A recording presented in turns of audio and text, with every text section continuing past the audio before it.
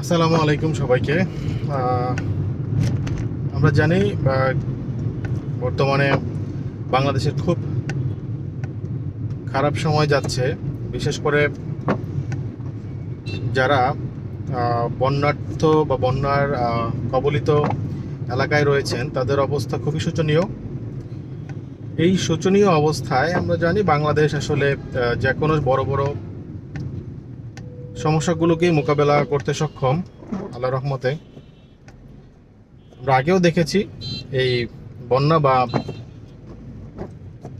অতিরিক্ত পানির যে ফ্লো, সেটা যে দেশ থেকেই আসুক, সেটা বন্যার কবলিত অঞ্চলগুলো আগেও অনেক বেশি প্লাবিত হয়েছে এবং বাংলাদেশের সকল জনগণ যারা যতটুকু সক্ষম সবাই এই বন্যার্থ মানুষের বা বিপদগ্রস্ত মানুষের পাশে দাঁড়িয়েছে।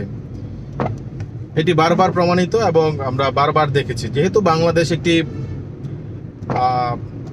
কিছু কিছু জায়গায় খুব নিচু জায়গায় প্রায় সময় বন্যা দেখা যায় বা এইরকম দুর্যোগ দেখা যায়, প্রাকৃতিক দুর্যোগ আসে। সেই ক্ষেত্রে আমাদের কিছু টিম বা কিছু ছাত্র জনতা এবং বিভিন্ন পর্যায়ের মানুষরা এই বন্যা কবলিত অঞ্চলগুলোতে আগেও কাজ করে অভ্যস্ত, বা যেটা আমরা ত্রাণ বলি অথবা সহযোগিতা বলি, সেই প্রক্রিয়াগুলির সাথে আগে থেকে সম্পৃক্ত। কিছু সংগঠন যারা খুব ভালো কাজ করেছে আগে, এমন অনেক সংগঠন আছে যারা খুব ভালো কাজ করছে এবং তারাও মোটামুটি এই ব্যাপারগুলোতে পরীক্ষিত বা প্রশিক্ষিত হয়ে গিয়েছে অলরেডি। আমার কথা হলো, যারা এই সময়গুলোকে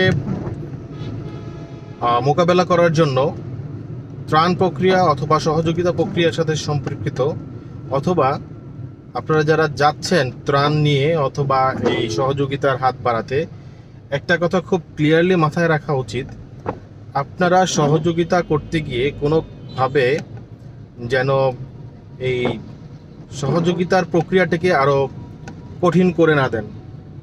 অনলাইনে বা সামাজিক যোগাযোগ মাধ্যমে অনেক বেশি দেখা যায় যারা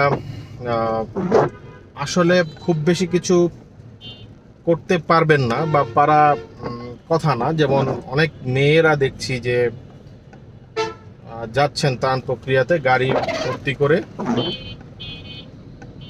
এই জায়গাগুলোতে সচেতন থাকা খুবই জরুরি। যে আমরা প্রত্যেকটা দেশে দেখছি যে প্রত্যেকটা গ্রাম অথবা বিভিন্ন সংগঠন থেকে ত্রাণ নিয়ে যাওয়ার চেষ্টা করছি বা বন্যার্থ মানুষদেরকে সহযোগিতা করার চেষ্টা করছি। এটা খুবই ভালো।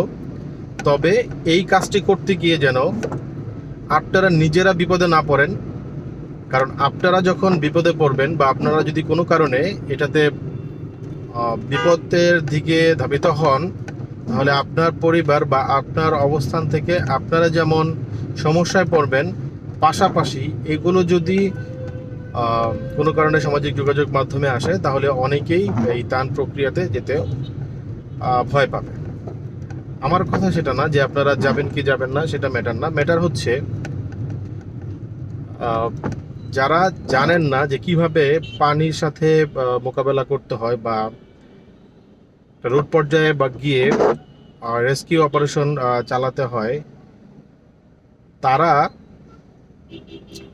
ত্রাণ প্রক্রিয়ার সহযোগিতার পাশাপাশি যেমন অনেক সংগঠন কাজ করছে, সেই সংগঠনগুলোকে সহযোগিতা করাটা হতে পারে একটি বুদ্ধিমানের কাজ। কারণ তারা অলরেডি জানে কিভাবে ত্রাণ প্রক্রিয়া পরিচালনা করতে হয়। বাংলাদেশে অনেক বড় বড় সংগঠন আছে, এমনকি আমাদের বাংলাদেশ সেনাবাহিনী খুব কঠোর পরিশ্রম করছে এই বন্যা মোকাবেলার অবস্থায়। শুধু সেনাবাহিনী নয়, যারা নৌবাহিনী, বিমান বাহিনীর প্রত্যেকটা ডিভিশন থেকে তারাও প্রচুর চেষ্টা করছে যে কোনোভাবেই এই রেস্কিউ অপারেশন এবং ত্রাণ প্রক্রিয়াটি যেন সুন্দরভাবে করা যায়। আমরা যারা ফেসবুকে বা বিভিন্ন সামাজিক যোগাযোগ মাধ্যমে ভিডিও, ছবি এগুলো দিচ্ছি। এটা খুবই ভালো যে আপনারা দিয়ে পুরো বাংলাদেশের মানুষকে জানানোর ব্যবস্থা করছেন যে কি সিচুয়েশন আছে বা কি সিচুয়েশনে এগিয়ে যাওয়া উচিত।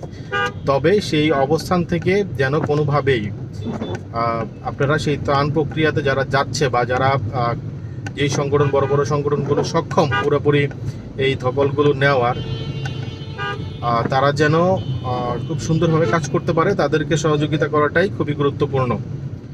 কিছু কিছু প্রতিষ্ঠান থেকে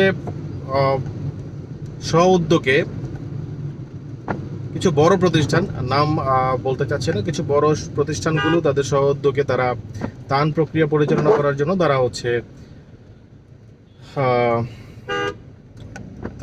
ত্রাণ সামগ্রী নিয়ে তাদের একটি টিম নিয়ে যাওয়ার চেষ্টা করছে। এখন আমার প্রশ্ন হলো, যে বড় প্রতিষ্ঠানগুলো ত্রাণ নিয়ে আপনারা সরাসরি যাওয়ার চেষ্টা করছেন এবং প্রত্যেক মিনিটের ভিডিও ভাইরাল করার চেষ্টা করছেন আপনাদের প্রতিষ্ঠানের জায়গা থেকে, প্রতিষ্ঠানটিকে যেন মানুষ চিনে বা আপনারা করছেন, এটা আসলে খুব সুন্দর দেখায় না। আপনারা যারা যাচ্ছেন তারা অবশ্য যান, এটাতে ভাইরাল করার কিছু নেই বা এটাতে ভিডিও দিয়ে ছবি দিয়ে এটাতে খুব বেশি কিছু দরকার নাই। বরঞ্চ এটা হতে পারে যারা বড় সংগঠনগুলো দায়িত্ব নিয়ে কাজ করছে বা অনেক ভালো কাজ করছে অলরেডি, তাদেরকে পাশে থেকে সহযোগিতা করলে তারা প্রপার গাইডলাইনের মাধ্যমেই কিন্তু তারা ত্রাণ প্রক্রিয়া পরিচালনা করে। সুতরাং এই জিনিসগুলো মাথায় রাখতে হবে। আজকে যেমন আমার এক কাছের বন্ধু, ওরা ত্রাণ প্রক্রিয়াটি সম্পন্ন করতে গিয়ে ওদের গাড়িটি খুব বাজেভাবে দুর্ঘটনার শিকার হওয়াতে তারা প্রত্যেকটা মানুষ খুব বাজেভাবেই আহত হয়েছে। তাদেরকে রেসপেক্ট জানিয়ে বলছি যে অনেক গাড়ি যখন যাচ্ছে, অনেক মানুষ যখন যাচ্ছে, যেগুলো আসলে নিয়ন্ত্রণ অনেকটাই নেই, কারণ আমরা জানি যে